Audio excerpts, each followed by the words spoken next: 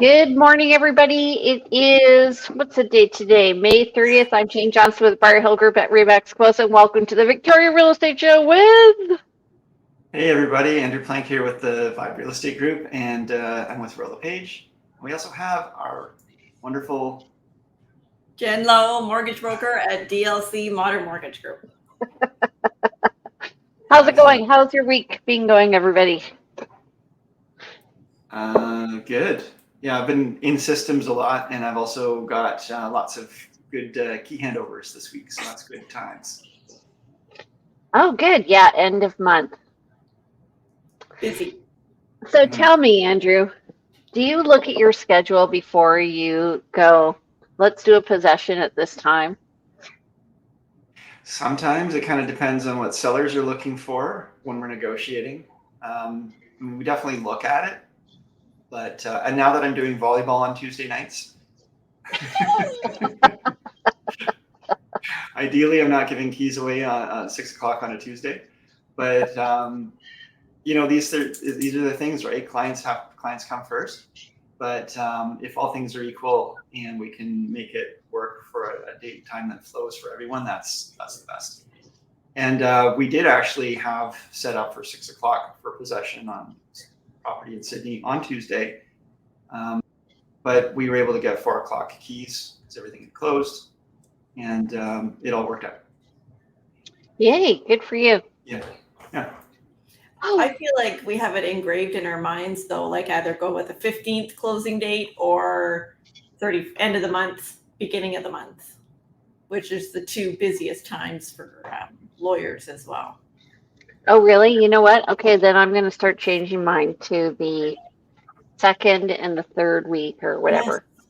Oh, they will love you. First and third week. Yes. But of course, they all have to tie in with one another and dovetail into the next transaction and stuff like that.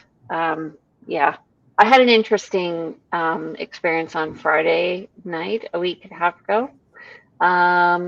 Or maybe it was Saturday night. The client was thinking of writing on Friday, and in the meantime, an offer came in, and so we thought about it. We didn't go into multiples, and then they're like, "Let's go." So we wrote the offer, and Bob's your uncle. We got it. Oh, good. So we scooped, and I'm thinking if the other realtor happy. They're not going to be happy with me. So anyway, funny faces. Okay, so today we're going to talk about downsizing. And this came about because I have lots of clients. Maybe it's because of my age. Maybe it's because of the number of years I've been in business. And same with you, Andrew. A lot of people are looking to downsize. And so coordinating that, dovetailing the sale with the purchase, as well as making sure that you can qualify financially for your next purchase. But first, let's do our Stats. Exciting times, folks. Yes. Yes. Let's talk numbers. But first, I love numbers. I don't love numbers. I love this business. I don't love the numbers so much. If you like this show, please like it. Please subscribe to it if you want to get notifications of upcoming episodes. We do arrive here every Thursday morning at 9:30 for this show. So you could also just put it in your schedule, but be ready for it. It's we want to see you here. Please comment, please share. We want you to participate in this. It really helps us to have engagement, and we always appreciate your comments. Okay, awesome. All right, so they changed the format again. I guess maybe they got feedback, and so I'll go over the stats. Since we're changing places today, new listings were 332 last week. This week they were 349, so we're seeing a bump up in listings. Pendings were 175 last week, and we're at 167. So relatively speaking, we're going down in our list to sale ratio.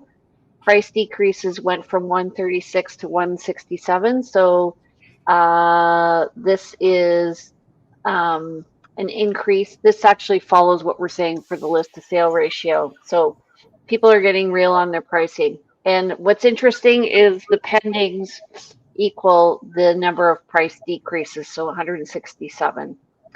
And 2 price increases, that's probably administrative. Back on markets are 5 last week, 3 this week, and solds are going to be high because we're at the end of the month. So it's 222. Good. Okay, let's go to the next slide. Andrew. All right, so a month to date, and we are really at the end of the month, but this was, these are always coming out on Mondays. So as of Monday, May 27th, we had 611 unconditional sales for the month of May. 1,441 new listings had come on market, and we had a total of 3,305 active listings. If we compare that to the week before, we are, obviously going to be up on all of those. Our new listings bumped by almost 300. Our net unconditional sales bumped by about 100, can't do my math, 150. And we're definitely lower than May 2023 for net unconditional sales. For the full month of May 2023, it was 775, and by as we hit month end here, we're going to be definitely probably just around 650. I'm not sure. And we're up for new listings over last year, and we're definitely up for active listings, where last year we had 2,189 at the end of May, and currently we have 3,305. Wow, that's a big increase. Yeah. So our inventory is definitely up. Our sales are down. And so things are not as, running as fast as they were last year. And last year wasn't really this time last year. Things had actually started, were slower. But I still feel like we're in a good balanced market, maybe moving on the edge of buyers, but I don't feel like we're buyers yet. And we're going to look at that stats. We'll look at that next week when we're doing our month-end stuff. Huh. So interestingly, while we're chatting, I just got a text about downsizing from a realtor. Oh yeah? Are they watching the show? I don't know. I think it's just coincidental. Yeah. Hilarious. Anyway. Send them the link. Okay. So, Jen, any comments on that so far? With regards to what you're seeing in the marketplace in terms of how these numbers may relate to your business? Well, I feel like there's still lots of people. It's definitely picked up, but there's lots of people waiting to see what's going to happen next week with the Bank of Canada. I think that's so funny. Mm-hmm. Really, like when you think about it, everyone's going to be running at the same time. Yes. Why not? Well, like the group think is very interesting. Right, because this is waiting for the starting gun, and everybody will start out, and yet this isn't a race where you're going to get a penalty if you start early. So get ahead of those other racers. Yeah, the media. I mean, there's so much misinformation.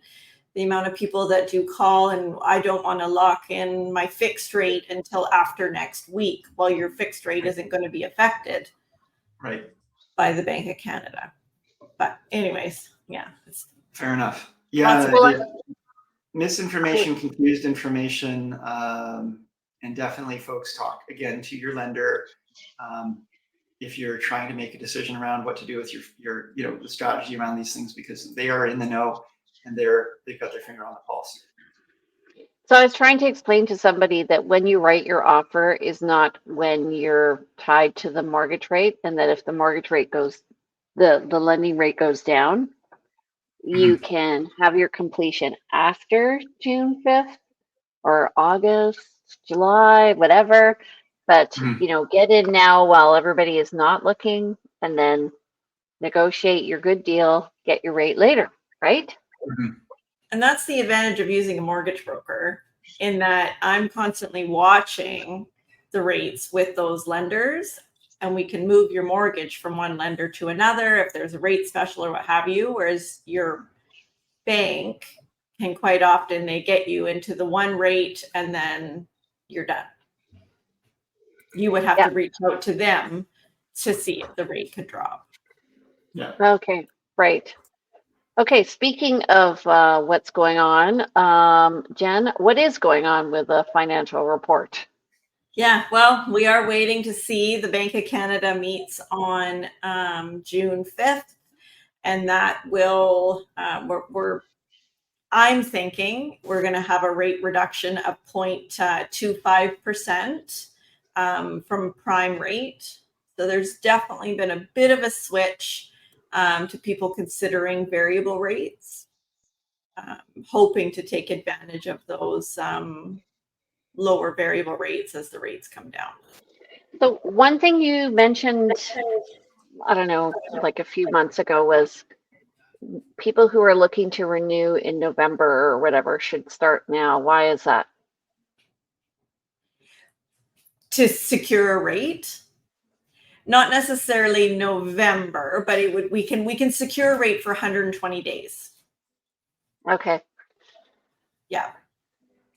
Right. For purchasing or renewals, or both? Both. Okay. This is the challenge, and I know this is off topic, but the challenge with the new legislation coming in around the rentals is going to make it really hard, because we're going to now require 120 4 months notice to tenants, which means it's over 4 months notice when you take into account time for notice and condition periods, and that's going to go longer than the rate blocks. So there's a chance that something changes in the lenders' policies or rates in that interim, and people will be left with their pants down. So yes. Yeah. And actually, I take that back a little bit. The sooner that you engage your mortgage professional, the better. If your mortgage is coming up for renewal anytime this year, I would reach out to your mortgage professional and create a plan. Because if you're looking at fixed rates, for example, I can go back. I mean, I've got clients that we have their mortgage renewal within the next month, that we started the process in February, and I was able to get them a really low 3-year rate. That right now the bond yield on the 3-year are much higher. So had we started that process later, their rate wouldn't be nearly as good. So Andrew's frozen. he is. All right. Frozen in time. Okay, we're going to talk about downsizing in Victoria. Here are the top tips for downsizing in case you want to. Hi, Andrew. Hello. In case you want to move, a lot of times people, especially like in their 50s and 60s, are going through a career change, or maybe their kids have left home. They're looking to downsize. It could be, we could just call this right sizing as well, I guess. Yeah, that's what we're tending to call it these days, isn't it? And that's more appropriate, because I'm actually working with people right now. They're empty nesters, and their child has left home some time ago, and they're realizing she's not coming back. But the funny thing is although ideally they should be moving to a smaller home, they like the idea of a bigger home. They're just going to have empty rooms, but it's the right size for them. It's the right size for them. Right. So maybe, let's talk about right sizing in Victoria. Just a different floor plan, I guess. A change. Been in the same home for so many years. It's time now for a change. This is, right sizing is emotional. Both there's emotional reasons for change, and there's emotional reasons for the hesitation in making that change. So it can be quite a journey. So yesterday I went to see a house on, I'm reverberating. So can somebody turn down their volume? I'll try it on mine. It's my Bluetooth was giving me problems, and that's why I ended up jumping out by accident. Okay. Turning my volume down and see if that helps. Okay. Anyway, I went to see a place yesterday that, first of all, it had a carriage house, which I'm pretty sure the city doesn't know about. Mm-hmm. And then it had a suite. So it had a second kitchen. Then it had a main kitchen. Then the primary bedroom was on the top floor, and I realized it was a lock away one. So there were potentially 4 different places where they could lock down. So this is, to me, is like the ideal home if you have kids, because whoever comes back, you just kind of like tell your Airbnb clients, bye-bye, see you later. Bring in your family. You can open up the whole house or close it all down. It was really cool. Huh. And just a thought. Anyway, okay. Why downsize? What do people come to you to say, Jen? It's usually a balancing act. Yeah. Do you buy first, sell first? Quite often their mortgage will be the biggest advantage is that, yes, they're going to have a lower mortgage payments, or perhaps getting rid of their mortgage altogether. Mm-hmm. Or if they have no mortgage already, they're pocketing money that they may need or want for their retirement. Right. I think it's just really simplifying their life. That's what it all comes down to when you say. There are people, I just helped someone move from, like, again, elderly couple, 5,000 square foot home on the mainland, downsizing into, more of a 2,200 square foot home. And I mean, it's hard when you're looking at all of your lifetime of furniture and things you've accumulated. But at the end of the day, you're not just downsizing your money costs, but you're downsizing, as it says here, your maintenance and making things more manageable and getting closer to family. That's a big part of it as well. Yep. I'm going to add that in. That's a good one.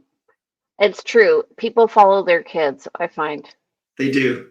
And also, as you get older, you sometimes need more support, and kids will sometimes initiate this and say, we want our parents closer to us. They're in another city. We've moved, and the parents didn't follow because they had lived in that whatever city it was for years. But now it's getting to that time where the parents need some more supports. And yes, there are still kids out there that do take care of their parents and have good responsibility and want to. And yeah, so that can be one of the reasons. I had a client who left Victoria to follow their daughter to England, and the daughter wanted to have nothing to do with them. So they gave everything up to be with their daughter. They only had one daughter. It was really sad. Anyway. That is sad. And anyway, we're not counselors, folks, although we play them on TV sometimes. So the other thing is making sure that you have enough money to buy, especially if you're changing your job or you're moving into retirement. Maybe, Jen, you want to talk about that? The challenge can be your deposit. So quite often, if people are downsizing, they put all their money into their current home. They might be mortgage free, but where do they come up with their deposit for purchasing the next property? Right. So they may have equity, but not cash. Yes. Yeah, we run into that. And there's definitely some options that we can look at to help with that. I mean, so let's talk about deposits really briefly, because first of all, not everybody realizes a deposit isn't a requirement of a real estate purchase, but it is something that gives the seller a lot more comfort. But we've all seen like $1,000 deposit or a small amount of deposit, and again, it could be $1 or nothing, and it's still a legally binding contract. But it's the comfort that it gives the seller that the buyer will be there, that there's some skin in the game at closing day. And so generally speaking, we're going to be seeing deposits of $20,000, $30,000, sometimes $50,000 or more. And unless you have that money available somehow, the seller might not give your offer as much, might not take it as seriously. it has to be painful enough that if they don't go through, that there's an incentive for them to go through, I should say. Right. So that if they don't go through, it does hurt Yeah. the buyer. Yeah. And so when you remortgage or you are looking to, like maybe the move before your last move, it was a good idea to get a line of credit, wouldn't you say, for that, things like the down payment or Yeah, deposit? or if you're looking towards retiring and making this move in a few years or whatever, definitely setting up a line of credit, as then it's going to give you that ability to put cash down for your deposit. As long as you've still got room on your line of credit and you haven't been using your line of credit as partial retirement income. And that's one thing that some people will be doing. There are a lot of people out there with, because again, moving on towards retirement or have retired, have very limited income, and their home is their only equity. And that's where the downsizing really helps, but you can also get yourself locked into a situation where it can make that move difficult. And that's where, again, consulting with professionals and just even knowing that, you have more options generally than you think you do. Even what you were mentioning with right sizing, I've got some clients right now, their family has changed, their kids have gotten bigger, so they're wanting to move from a townhome to a single family home. The ability to port your mortgage, take your mortgage with you, that's always, depending on your lender, it's a great option to explore, especially those that locked into really, really low rates in the 2020, 2021 time. Yeah, Right. I'd be paying off that mortgage. Okay. So the other thing is meeting with your realtor beforehand. And this often happens when I get a referral from a mortgage broker. Somebody says, I want to move. We talk about what the value of the house is first. And then we're looking at what the equity they're going to be taking out of that to determine what the budget is for the next property. But of course, it's always easier to sell before buying. What do you think, Andrew? Sorry, I was thinking about color schemes for my Vibe real estate group. Blanking out. Well, what color? Oh, we got a blue. Maybe I can share screen and. No. Okay. Anyway, know the value of your current home before you sell, because you want to know how much money you're going to have coming out. So that, again, working backwards and working with your financing and understanding your purchase price will be based on what your selling price is on your home. So yeah, and I'm working with folks right now. We are going to be downsizing a home in the West Shore, moving into a condo in town.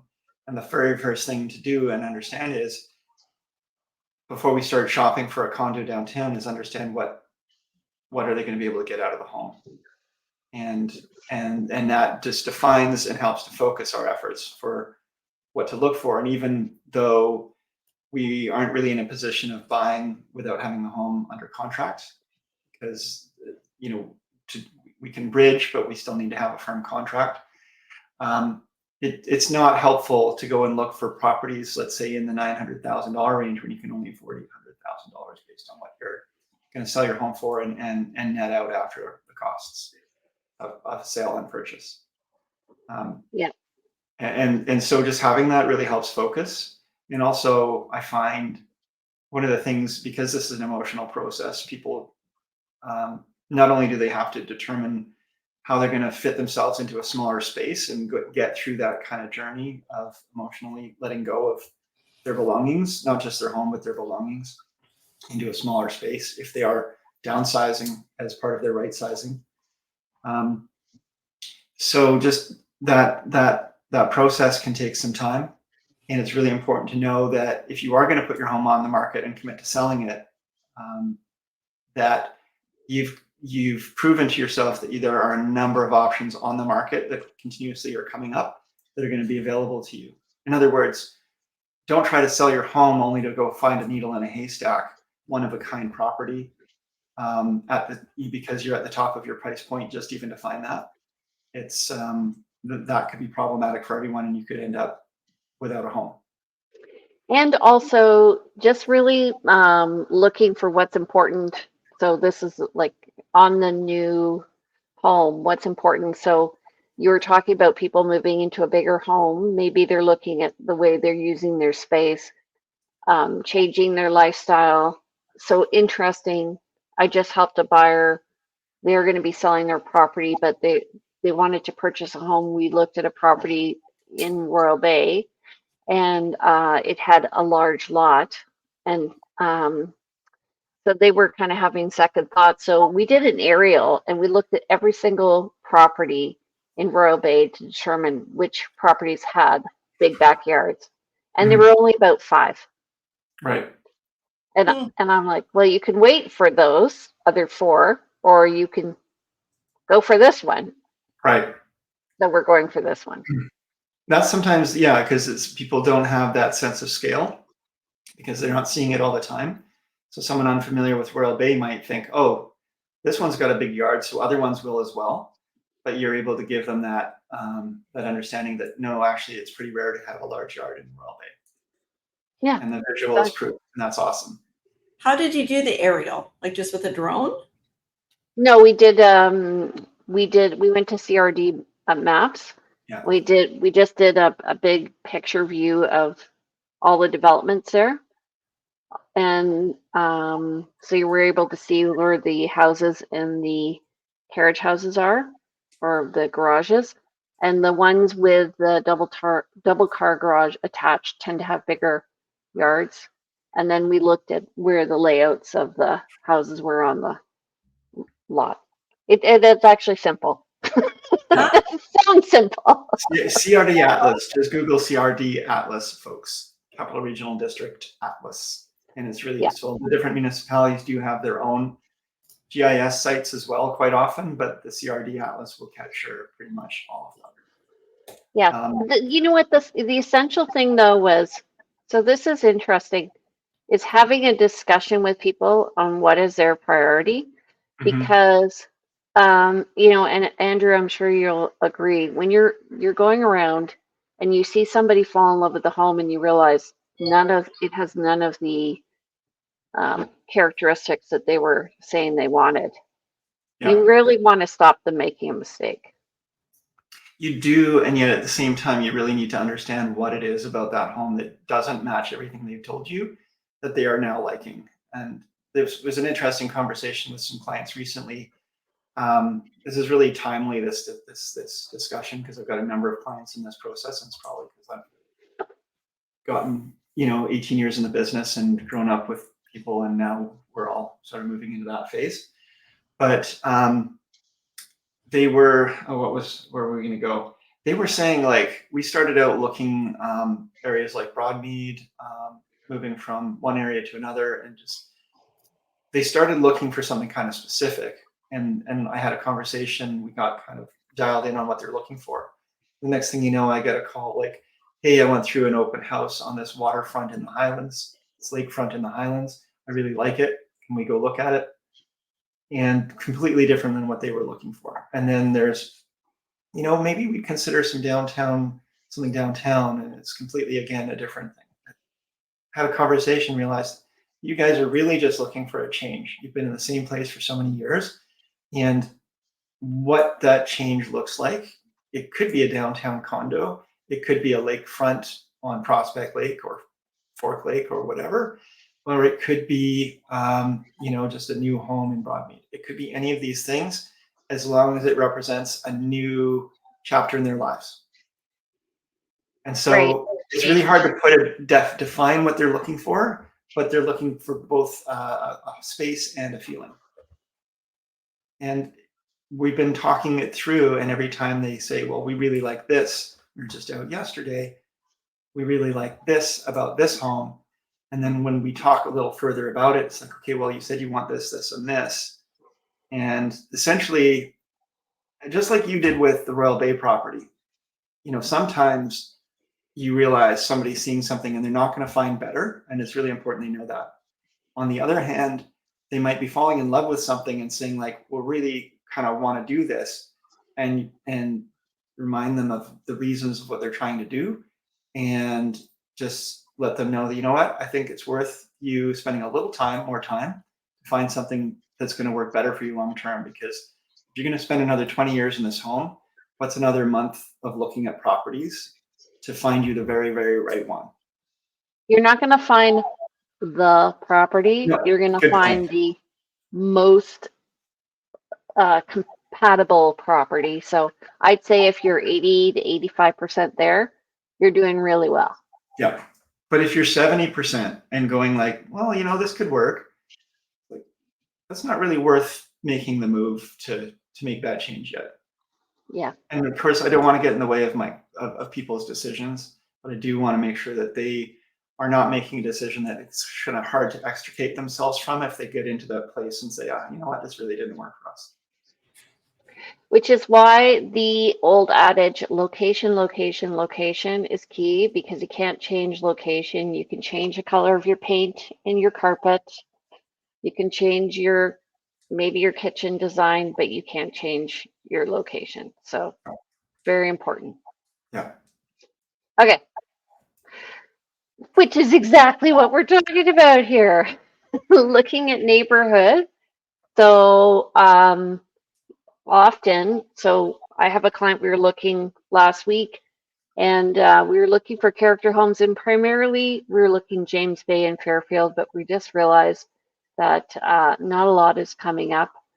So while they were at home one day, they asked me to walk the neighborhood, and I gave my commentary on what I was seeing and sort of reflected on what the neighborhood pros and cons are. And it's kind of just on the edge. It's on mirrors, just on the edge of a little bit of a rough area, but it actually has a great feel. Mm-hmm. So they're very excited. Yeah. Cool. So, and you can check police reports, and you can check for online reviews about that neighborhood. And often now there are neighborhood chat groups, right? Yeah, it's very easy to do some research online. But that being said, Jane, as you did, walking that neighborhood and seeing it at different times of day is really, really helpful to people to understand if that's really important to them. They should be doing that either before making an offer or during their conditional period, just to ensure that they're making the right choice. Yep. And then the final thing that had a spelling mistake, so we'll just go past that one, is looking at aging in place. So this, to me, really has a lot to do with the design of the house, the stairs and stuff like that. And one house we were looking at this week, we were looking at the width of the hallways because of the need for things like a wheelchair. Mm-hmm. It's a sensitive conversation with people who may not quite be ready to start thinking about the mobility issues. Let's say they're in their late 60s, they're still hale, or mid 60s, early 60s, still hale and hearty. And, but they are saying, you know, we want to be in this home for another 20, 30 years, or we don't want to move again. You need to have the conversation around, okay, well, what happens when you start to find that the stairs are a little too much? This home has stairs to go up to get into the main landing, and then another set of stairs to get up to the kitchen as you're entering on the, you know, like, how does this property look for you in another 20 years? Or if there's some sort of fall or life change or whatever, medical thing. These are things to consider. Yeah. We were even looking at, you know, if one of the partners got sick, which floor would they live on? Yeah. So main bedroom, primary bedroom on the main floor is always a good thing to look for folks that are right sizing in their 50s, 60s, 70s. The conversation I've been having with folks recently, and it was neat to see the lights go on when we talked about this, because they were saying, you know, we wouldn't mind having an income suite, but we want, you know, we were looking at one home that had a lot of room in it on the main home, and the suite was a little smaller. And they said, we wouldn't mind a suite, but we'd like to have a larger suite. Maybe if we had a suite. And I said, if you're looking to do this, and you're also thinking for eventual travel and downsizing and so forth, maybe the house you get now has stairs, but if you get a home also with stairs for your main living, eventually, if you start thinking about your future, you might actually not want to change neighborhoods. You could move into a suite if it is full height, ground level, no stairs. And, that is something you can do and then rent the main home and get more income for it, not change neighborhoods. And you don't have to move into it just yet, but it is essentially your next plan for your aging in place. Yep. And also, moving in with kids or not, having an agreement with them. Don't forget, protect yourself. Starts out rainbows and sunshine. Sometimes at the end it's pouring rain and thunderclouds. So just make sure you're protected. Yeah. Okay. I have connected with a downsizing specialist. She might not be able to make our regular time, so we might do an interview offline and then record it. So Okay. if that happens, we'll let you guys know. But I think it's important to talk with people who are actually in the process of working with these people and right-sizing them. And the right sizing.